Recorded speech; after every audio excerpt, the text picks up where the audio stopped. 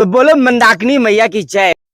ब्रह्मांड का रहस्य खोलने के लिए हमने एक यात्रा शुरू की थी कि जंगल जंगल संत समाज के दर्शन करेंगे, उनसे बातें करेंगे मनुष्य के जीवन के संबंध में।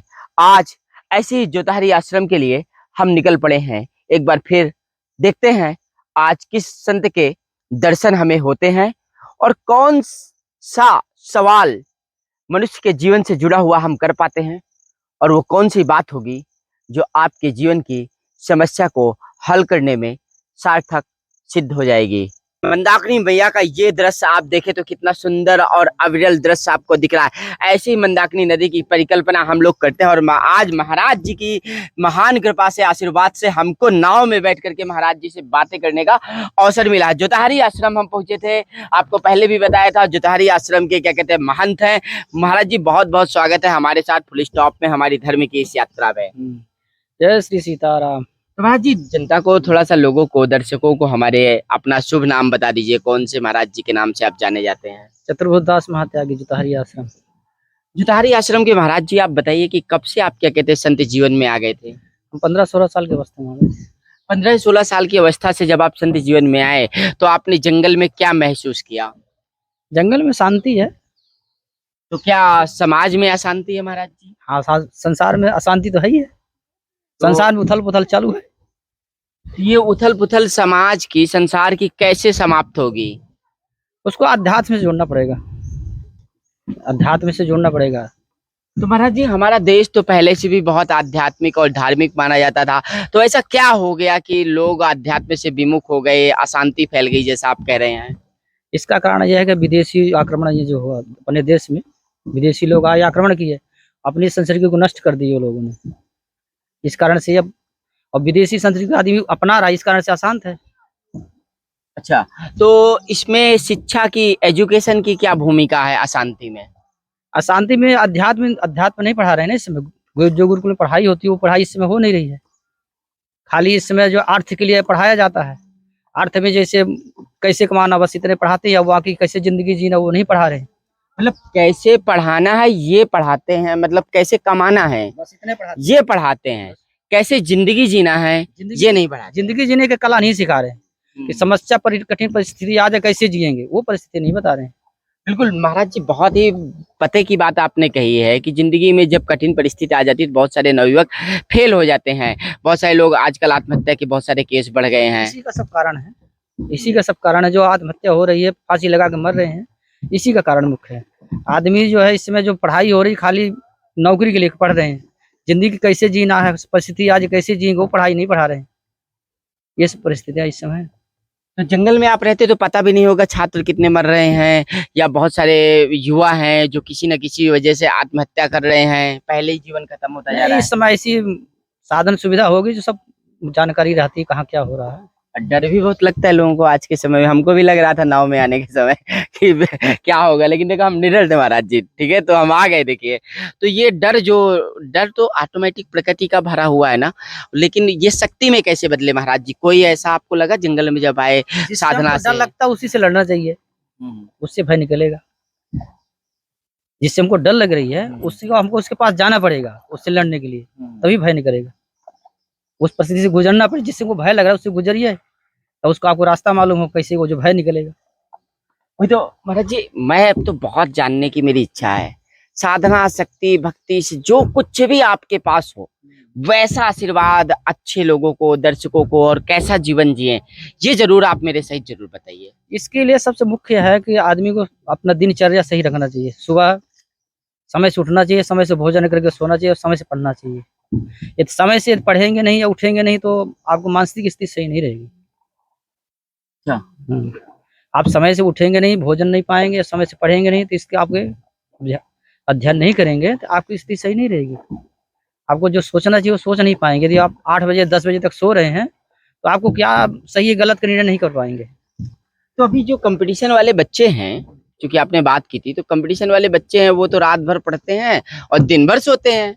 नहीं, ऐसा नहीं होना चाहिए। सुबह ब्रह्म मुहूर्त से उनको जागना चाहिए, सुबह नहीं सोना चाहिए उनको। 3 बजे से लेके 5-8 बजे तक तो सोना नहीं चाहिए। तो अच्छा, ईश्वर से कभी मुलाकात का कुछ आपका कोई अनुभव रहा है क्या, कि ऐसे ही सब लोग कह देते हैं हम जंगल में आ गए तो भगवान से मिल लिए, वास्तव में वो शक्ति है? वही संसार में उसी से व्याप्त है, संसार परमात्मा ही हर रूप में व्याप्त है। वो अनुभव करा देते हैं, वो है लेकिन दिखते नहीं है। जैसे अग्नि काष्ठ में तो है लेकिन दिख नहीं रही है, अग्नि जब प्रकट हो जाती प्रत्यक्ष दिखे। इसी परमात्मा सब जगह व्याप्त है, भक्तों के अनुसार वो प्रकट होते हैं, उनको कहीं ना आना नहीं कहीं जाना है, वो सब जगह विद्यमान है। भक्तों के भाव के अनुसार वो प्रकट होते हैं, या अपन अनुभव करा देते हैं उनको। अच्छा, आप हमें एक बात बताओ, आपके मन में कैसे आया कि मुझे नाव पर आज हमें आप यहाँ लेकर के आ जाओगे, मैं ये जानना चाहता हूँ। नहीं ये देखो, ये तो ठाकुर जी की इच्छा है, तो जो आप यहाँ आ गए अचानक। और ये जो जल है ना ब्रह्म स्वरूप ही है, ये जल जो है ब्रह्म स्वरूप है। जिस प्रकार ब्रह्म का कोई स्वरूप नहीं होता है, निर्गुण होता है, निराकार होता है, इसी प्रकार जल जो है निराकार निर्गुण है, पर है इसी का परमात्मा है लेकिन दिखता नहीं है। जिस प्रकार जल है लेकिन जल का क्या रूप रंग है वो नहीं दिख रहा, प्रत्यक्ष दिख रहा। ऐसे पूरा संसार सृष्टि जो है परमात्मा से व्याप्त है, वही हर रूप में दिख रही है। भगवान श्री कृष्ण ने कहा तो था अर्जुन से कि जो जल का स्वाद है वो ही मैं हूँ। तो ब्रह्म रूप में है ना वो, देखो वो रूप रंग नहीं दिख रहा ना उसको। जल का ना कोई रूप है ना रंग है। अब उसमें जो रंग डाल देंगे वो रंग बन जाएगा, जो रूप दे देंगे वो रूप बन जाएगा, जमा देंगे तो। अच्छा, और आपके आश्रम में महाराज जी क्या क्या होता है? अखंड कीर्तन है, रामायण चल रही है, गौ सेवा है, संदम होती है। अच्छा, गौ सेवा भी यहाँ करते हैं जंगल में? गौ है 40-50 गौ है, छोटी बड़ी। अच्छा, तो ये सब कैसे भरपाई कैसे हो पाती है? कहीं ना कहीं आय और व्यय का एक जरिया तो हो जाता है महाराज जी, तो कैसे हो? सब गांव लगे हैं, गांव से आता जाता रहा, गांव सेवा करते हैं, गांव के लोग सेवा करते हैं आश्रम की। महाराज जी, नदी के बारे में ये कितना अच्छा लग रहा है ना, कितना अद्भुत लग रहा है। आगे जाते हैं तो बहुत खराब हो जाती है नदी। अभी तो यहाँ देखिए, यहाँ लगता है कि नदी है। आज हम यात्रा कर रहे हैं, ये भगवान का सौभाग्य देखिए। यह जल बिल्कुल नीला रहता है, इसमें थोड़ा बारिश हो गई है इसलिए ऐसा हो गया है। अच्छा, ये जल बिल्कुल नीला गहरा एकदम दिख गया। हाँ हाँ हाँ। तो ये मंदाकिनी गंगा माता अनसुईया जी ले आई हैं अपने तपोबल से। और महाराज जी, आप कोई संगठन वगैरह से भी जुड़े हैं कि सिर्फ आश्रम बस चलाते हैं? हम संगठन से किसी से नहीं जुड़े, किसी भी संगठन से नहीं जुड़े हैं? बहुत सारे अभी संत महंत नेता बनने लगे हैं ना। नहीं अपने संगठन किसी से नहीं जुड़े हैं, अपने रामे जी से जुड़े हैं बस। मतलब राम जी से जुड़े हैं। तो और महाराज जी, जीवन लोगों को वास्तव में कैसे जीना चाहिए, क्योंकि लोग वास्तव में मार्ग को भटक रहे हैं और इतनी ज़्यादा कंपटीशन हो गया है, नौकरी का, पढ़ाई का भी, इतनी महंगी शिक्षा, और फिर इसके बाद नौकरी के लिए इतना बड़ा कंपटीशन। तो ये जीवन जो सरल सहज होता था वो इतना संघर्षमय स्थिति उत्पन्न हो गई है कि एक कहावत ही पैदा कर दी गई कि जीवन एक संघर्ष है। क्या जीवन संघर्ष है या सरल सहज है? जीवन में संघर्ष आते रहते हैं, क्यों ये संसार ऐसा है जैसे समुद्र में उथल पुथल चलता रहता है, समय के अनुसार जैसी हवा चलती है तो उथल पुथल होता है, ऐसे ये प्रकृति है, प्रकृति में उथल पुथल चलती रहती है। ये संसार एक जैसे नहीं रहते, एकदम कुछ न कुछ परिवर्तन होता रहता है। अच्छा, जैसे हम हो या हमारे दर्शक हो, कोई घर बैठे साधना करना चाहे या भगवान के नाम का जप करना चाहे, तो क्या ये संभव है घर में रह के? नहीं, घर में भी संभव है, घर में रह के वो साधना कर सकता है, लेकिन अपन जो कार्य उसके लिए नियुक्त किया उसको जब कर लेगा तभी कर पाएगा। तो वो जब उसके लिए जिसके जो कार्य निश्चित किया जाए है, वो जो अपने धर्म को पालन नहीं कर रहा है तो उसको शांति को प्राप्ति नहीं होगी। जैसे जो जहाँ जिस स्थिति में है वो अपने कर्तव्य को पालन करे सही से, तब उसको शांति मिलेगी, और भगवान का भजन करे। कौन से भगवान का भजन करें? जिसको मानता हो, भगवान राम माने, कृष्ण माने, दुर्गा जी माने, हनुमान जी माने, शंकर जी, जिसको भी माने किसी को, लेकिन विरोध किसी का ना करे। माने किसी को लेकिन विरोध किसी को न करे। अब जैसे मान लो कोई अल्लाह को ही मानता है तो कुछ भी वो मानते तो परमात्मा को ही है, और परमात्मा ही हर रूप में व्याप्त है। एक को मानते एक को नहीं मानते हैं, तो विरोध किसी को नहीं करना चाहिए, क्योंकि परमात्मा हर रूप में है। बेशक आप तो अल्लाह का विरोध नहीं करते होंगे। हम किसी को विरोध नहीं करते, मानते हैं हम राम जी को है, मानते हैं आप राम जी को ही हैं। तो जो अल्लाह को मानने वाले लोग हैं वो विरोध कर देते हैं राम का। उनकी ऐसे पद्धति उनको सिखाया ही जाता है, ऐसे उनकी शिक्षा ही है, वो ऐसे पढ़ाया जाता है उनको ना विरोध करने के लिए। लेकिन ऐसी आध्यात्म में ऐसी शिक्षा नहीं है। अध्यात्म में सबको एक माना गया है ना। अध्यात्म में सबको एक माना गया है। अगर आप आध्यात्मिक जीवन जीते हैं तो एक परमेश्वर, एक निराकार ब्रह्म को आप मानेंगे, ऐसा आपका कहना है। हाँ वही है, एक परमात्मा के अलावा सृष्टि में संसार में कोई दूसरा है ही नहीं, हर रूप में वही व्याप्त है। एक को मानेंगे दूसरा का विरोध करेंगे तो परमात्मा का विरोध कर रहे हैं एक रूप में। अच्छा, समाज जिस दिशा में चल रहा है महाराज जी, जैसे हमारी नाव अभी तेज चलने लगी है, तो जितने तेजी से समाज भाग रहा है महाराज जी, एक उसी ओर जो अभी हम चर्चा कर रहे थे, अगर समाज ऐसे ही चलता रहा तो 10-20 साल बाद समाज कैसा होगा? आप क्या कहना चाहेंगे? कोई चेतावनी देंगे, भविष्यवाणी करेंगे, क्या करेंगे महाराज जी? नहीं देखो ऐसा है, यदि आदमी को सुख और शांति से जिंदगी जीना है तो परमात्मा को माने और समय से अपना जो दिन चल रहा है वो समय से करे। जब तक भगवान को नहीं माने, जिसने जीवन दिया उसी को नहीं मानोगे तो फिर किसी को नहीं मानने वाले हो। जिस माता पिता ने जन्म दिया, जो परमात्मा ने उसको बने कारण दी जन्म देने का, जब तुम किसी को नहीं मान रहे हो तो तुम किसी को नहीं मानोगे तो तुमको सुख शांति मिलने वाली है ही नहीं। जिसने जन्म दिया, जीवन दिया, किसी को तुम मान ही नहीं रहे हो तो सुख शांति तुमको मिलने वाली है ही नहीं। जो गुरु ज्ञान दिया, गुरु को ही नहीं मानोगे तो तुम्हें सुख शांति के मिलने की कोई संभावना नहीं। क्योंकि गुरु ज्ञान जो होता है गुरु अधीन होता है। आपके शिष्य आपको क्या बोलते हैं? अब तो कोई नाम कोई हो जाता है ना अपने गुरु का नाम, कोई देखो ऐसा है, ज्ञान जो होता है गुरु अधीन होता है। बिना गुरु के किया हुआ ज्ञान, बिना गुरु से ज्ञान होता है, अहंकार पैदा करता है और अहंकार उस जीव को डुबा देता है। आपको किसी भी वस्तु का यदि अहंकार होगा तो आपको डुबो देगा। तो आपको बिना गुरु के ज्ञान पढ़ेंगे तो वो ज्ञान अभिमान पूर्वक होगा, अभिमान आपको गिराएगा। आज हम भी तो आपके शिष्य के रूप में ही, भले हम आपसे सवाल कर रहे हैं, लेकिन जैसे अर्जुन कुरुक्षेत्र के मैदान में कृष्ण से सवाल कर रहे थे, शिष्य के रूप में ही थे, हम भी आपके शिष्य के रूप में ही बैठे हैं। तो एक गुरु के रूप में आप हमें क्या ज्ञान देना चाहेंगे? जब तक अर्जुन ने शिष्य नहीं बना तब तक भगवान ने उपदेश नहीं दिया अर्जुन को। अर्जुन को उपदेश जब ही दिया जब उसने अपना शिष्य स्वीकार किया कि हम आपके शिष्य, हमको ज्ञान दीजिए। तो ज्ञान अब शिष्य कहने से नहीं होता, वो अंदर से स्वीकार करे, उनकी आज्ञा को पालन करे, तब उसके जीवन में बदलाव आता है। गुरु को माने लेकिन गुरु की एक बात एक न माने, गुरु को तो मानता है लेकिन उनकी बात का एक नहीं मानता है, उसमें जीवन सुधार नहीं होना उसको। आपको क्या लगता है हम आपकी बात नहीं मानते? नहीं, आप मानते हैं नहीं मानते बात को आपको खुद अपने आप हृदय से पूछिए, हम मान पा रहे हैं नहीं मान पा रहे हैं।